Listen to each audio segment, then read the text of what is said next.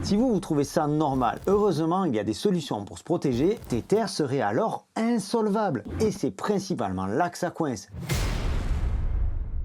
JP Morgan, Standard & Poor's ou encore l'ONU, tous s'accordent à dire que le marché crypto mondial court un grave danger sous la menace de Tether, la société mère de l'USDT. Après son interdiction en Europe au mois de juin et un dernier rapport accablant, il est temps d'ouvrir les yeux sur ce qui pourrait faire exploser en plein vol l'ensemble du marché crypto. L'USDT est un stablecoin émis par la société Tether Limited. Son objectif est de répliquer la valeur du dollar américain. Si en apparence son cours reste stable, en coulisses, c'est loin, très loin d'être aussi calme. Pour bien comprendre les turbulences qui secouent régulièrement Tether et l'énorme danger qui nous guette, revenons brièvement sur les origines de l'USDT et son fonctionnement. Si tu ne me connais pas encore, je m'appelle Sylvain et j'anime Objectif Lune depuis maintenant quelques années. Si tu souhaites ne rater aucun de mes contenus sur cette chaîne, tu peux t'abonner. C'est par ici. Je t'invite également à rejoindre le canal Telegram Objectif Lune sur lequel je partage énormément d'informations crypto. Le contenu de cette vidéo est sponsorisé par cryptonews.com. Cryptonews.com qui est un site généraliste sur la crypto et sur les NFT. Sur Cryptonews, tu trouveras énormément d'informations, quel que soit ton niveau en crypto. Tu trouveras des informations sur les meilleurs cryptos du moment, des informations techniques, des informations plus généralistes, des pré-sales.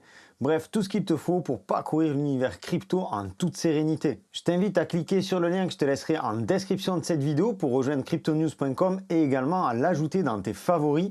Personnellement, c'est un site que je consulte très régulièrement, pour pas dire tous les jours, et sur lequel je fais un petit peu mon marché en termes d'actualité. Cryptonews.com est dans la place depuis maintenant bientôt 8 ans, autant te dire qu'ils sont particulièrement sérieux. Tu trouveras tout ce qui est actualité, tu trouveras des contenus exclusifs, des vidéos, des guides, l'évaluation des différents exchanges. Bref, si tu veux à la fois soutenir mon travail et t'informer de la meilleure manière en crypto, tu cliques sur le lien que je te laisse en description de cette vidéo. En 2021, c'est J.R. Willett qui développe les prémices de l'USDT dans un livre blanc. Il y décrit la possibilité de créer des monnaies supplémentaires sur la blockchain Bitcoin. En octobre 2014, les premiers tokens Realcoin sont émis donc sur la blockchain Bitcoin. Realcoin apparaît alors comme l'ancêtre de l'USDT. Quelques semaines plus tard, Realcoin devient officiellement Tether, société basée à Hong Kong et en Suisse. La promesse de Tether pour le lancement de l'USDT est de garantir à 100% dans sa devise d'origine les trois monnaies fiat, dollar, euro et yen. C'est-à-dire que Tether est censé détenir $1 pour chaque USDT, 1 euro pour chaque euro numérique. Et c'est pareil pour le yen. En 2017, on a une première polémique qui éclate autour de Tether et de Bitfinex. À l'époque, l'une des plus grosses plateformes de crypto, sur fond de blanchiment d'argent ou encore de soupçons de manipulation des prix du Bitcoin. Comme d'autres stablecoins, l'USDT a pour objectif de répondre à un besoin simple, offrir une alternative aux investisseurs cherchant à vendre des crypto-monnaies volatiles sans repasser par les monnaies fiduciaires comme l'euro ou le dollar. Petit rappel, quand tu restes en crypto, que tu vends tes cryptos contre d'autres cryptos, tu n'es pas soumis à l'impôt, quelle que soit ta fiscalité ou ton pays. Et pour nous, investisseurs en crypto, c'est un élément essentiel à prendre en compte. Tether repose sur un principe de collatéralisation par réserve. Chaque USDT créé doit avoir un jumeau de $1 sur le compte en banque de la société Tether. Il existe d'autres types de fonctionnement pour d'autres stablecoins. Celui-ci semble le plus sûr. Du moins tant que les investisseurs ont confiance en Tether. Confiance en l'existence des réserves en dollars correspondant aux USDT en circulation. Et c'est principalement là que ça coince. Mais pas que. Aujourd'hui, l'USDT, c'est 118 milliards de dollars de capitalisation. C'est plutôt solide puisque ça place l'USDT en 3e place, derrière Bitcoin et Ethereum. Cependant, en 2022, l'USDT a connu plusieurs DPEG, ce qui suscite aussi de ce côté-là quelques inquiétudes. Pour rappel, un DPEG survient lorsque le prix d'un stablecoin s'éloigne de son ancrage habituel, ici le dollar américain. Cela signifie que le prix de l'USDT est descendu en dessous de la parité de $1. En mai 2022, l'USDT a subi un important DPEG, voyant son prix chuter à 0,95 $. Cela avait été attribué à l'époque à la forte volatilité du marché, mais ça s'est reproduit plusieurs fois depuis, dont dernièrement en janvier 2024, avec un prix de 0,99 $ pour 1 USDT. Alors tu vas me dire que c'est pas grand chose, et pourtant c'est quelque chose qui ne devrait pas arriver. Le 15 janvier 2024, l'ONU publiait un rapport accablant envers l'USDT. Selon l'Organisation des Nations Unies, le stablecoin serait énormément utilisé par les fraudeurs pour leurs activités illicites, notamment en Asie en matière de blanchiment d'argent. Rapport qui a certainement influencé les gouvernements européens et provoqué l'interdiction du stablecoin au sein de la communauté européenne depuis le 1er juillet. Jetant alors un peu plus le discrédit sur Tether. À ce moment-là de la vidéo, tu te dis peut-être que pour toi c'est transparent et que finalement tu ne risques rien. Je te rappelle tout de même que l'USDT c'est 118 milliards de capitalisation et plus de 70% des transactions. Cependant, attends de voir la suite avant de prendre peur. Ou couper la vidéo parce que ça te semble improbable que Tether finisse par être insolvable. Parce que oui, c'est bien de ça qu'on parle. Au premier trimestre 2024, Tether a déclaré des résultats financiers non vérifiés de 4,5 milliards de dollars et une valeur nette de 11,4 milliards de dollars pour l'ensemble de l'entreprise. En 2023, elle a déclaré un bénéfice net de 6,2 milliards de dollars. Ce qui en fait probablement l'entreprise la plus rentable du secteur crypto aujourd'hui. En septembre 2023, Tether a révélé qu'elle avait dépensé 420 millions de dollars pour acheter 10 000 cartes graphiques en vue d'un investissement dans le minage de crypto. Entre le 29 juillet et le 16 août dernier, Tether a investi encore 102 milliards de dollars dans le secteur agricole. Le groupe a révélé qu'il avait acheté 62 millions d'actions Adecco Agro, une société de culture agricole d'Amérique du Sud, dont le siège social est basé au Luxembourg. Tether qui a été lancé en 2014 avec la promesse que chaque jeton USDT serait adossé à un véritable dollar américain.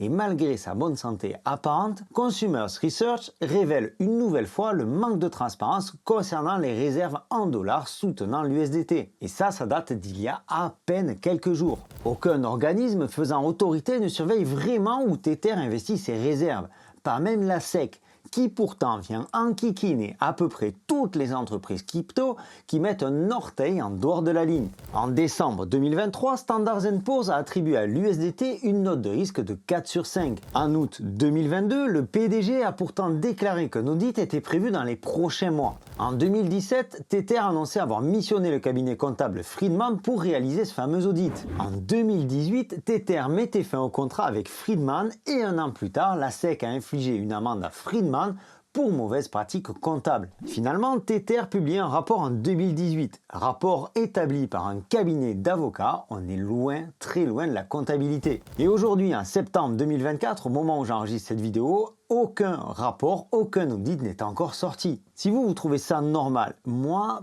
pas trop. Je trouve ça même inquiétant. Heureusement, il y a des solutions pour se protéger et je vais y venir. Peut-être que tu te souviens de FTX et Alameda, le traumatisme que ça a provoqué sur l'ensemble du marché crypto. Il semblerait, parce que le procès est toujours en cours, il semblerait que Alameda aurait acheté des milliards de dollars d'USDT pour faire gonfler la capitalisation boursière de Tether. En 2019, l'État de New York a infligé à Tether une amende de 18,5 millions de dollars pour avoir menti. Ceci après avoir découvert que Tether avait déplacé des centaines de millions de dollars pour couvrir une perte de 850 millions. Pas très sérieux pour une boîte qui est censée avoir 1 dollar pour 1 USDT. En 2021, la CFTC a accusé Tether d'avoir fait de fausses déclarations sur son soutien à l'USDT avec des dollars américains.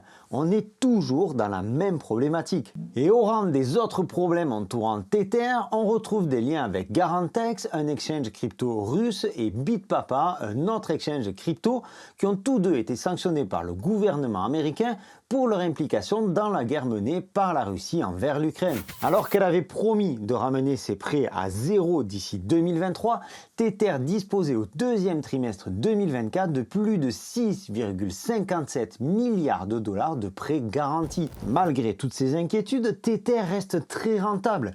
Un rapport récent a révélé que Tether a surperformé BlackRock, avec des bénéfices de 6,2 milliards de dollars contre 5,5 milliards de dollars pour le gestionnaire d'actifs. L'analyste Frédéric Lund explique comment l'émetteur de stablecoin comptant environ 100 employés a gagné plus d'argent que la plus grande société de fonds communs de placement en 2023. Selon lui, il suffit de donner des dollars à Tether et en échange, Tether te donne des USDT, qui sont en fait que des entrées sur la blockchain. De leur côté, ils utilisent tes dollars pour acheter des obligations américaines à environ 5% de rendement. Ensuite, ils utilisent le rendement pour acheter des bitcoins pour leur bilan. Il n'est pas nécessaire d'avoir beaucoup de monde pour faire cela et c'est un modèle commercial extrêmement rentable. Ce qui explique aussi pourquoi BlackRock s'intéresse aux crypto-monnaies. Aujourd'hui, en phase ascendante sur les marchés crypto, Tether continue de vendre des USDT, continue d'imprimer des USDT. Alors tout va bien, le marché est porteur,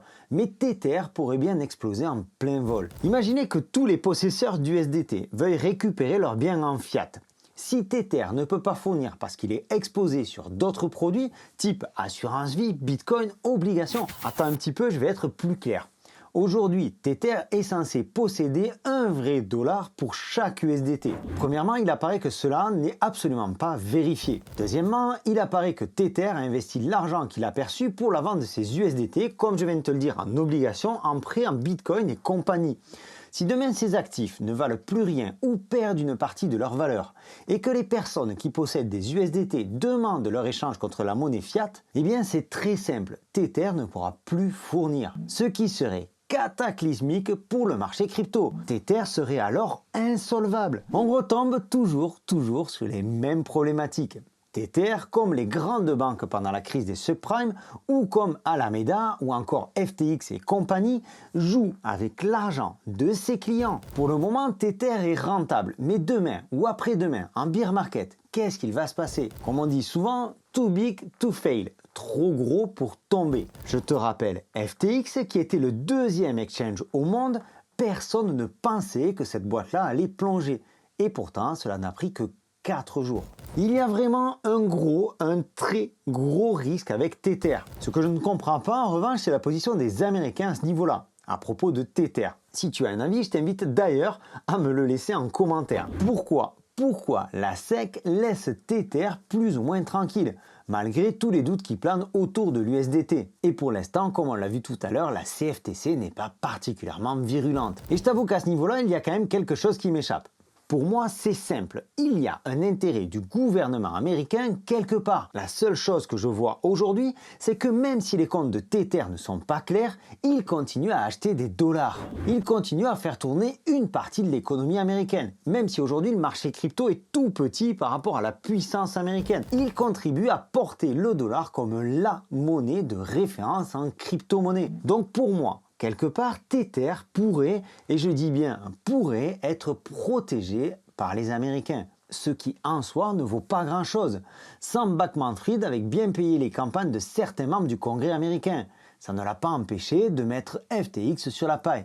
Personne à ce moment-là n'est venu lui tendre la main. D'autant que le principal concurrent de Tether, c'est Coinbase, via Circle et son stablecoin USDC. Coinbase qui est une boîte américaine. Clairement, le risque de voir Tether exploser en plein vol plane au-dessus de l'ensemble du marché crypto. Et le seul moyen de s'en prémunir, nous, en tant qu'utilisateurs, c'est d'une part de répartir nos actifs dans les différents stablecoins, USDT bien sûr, USDC, DAI, PUSD, mais surtout de garder à l'esprit qu'on pourrait revivre un jour un crash comme celui de l'UST il y a quelques années, entraînant la chute de tout l'écosystème Terra Luna et par ricochet, quelques mois plus tard, la chute de FTX. Bref, les amis, soyez prudents, prenez du recul et répartissez vos actifs intelligemment. Et je terminerai là-dessus. Un risque à propos de Tether bien plus philosophique.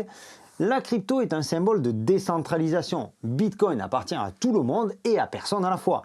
Personne ne peut le contrôler, à moins d'avoir 51% des bitcoins en circulation, mais ça c'est une autre histoire. Tandis que l'USDT de son côté appartient à Tether, et uniquement à Tether. Pour preuve, régulièrement Tether bloque les USDT de groupes pirates comme Lazarus, les Nord-Coréens. Et ça, souvent, à la demande du gouvernement américain. J'espère que cette vidéo t'aura plu et t'aura ouvert les yeux sur Tether sur l'USDT et les potentiels dangers qui planent au-dessus de nos têtes. Je te souhaite une excellente continuation. Je te donne rendez-vous dans une prochaine vidéo. D'ici là, prends soin de toi et de tes cryptos. Ciao!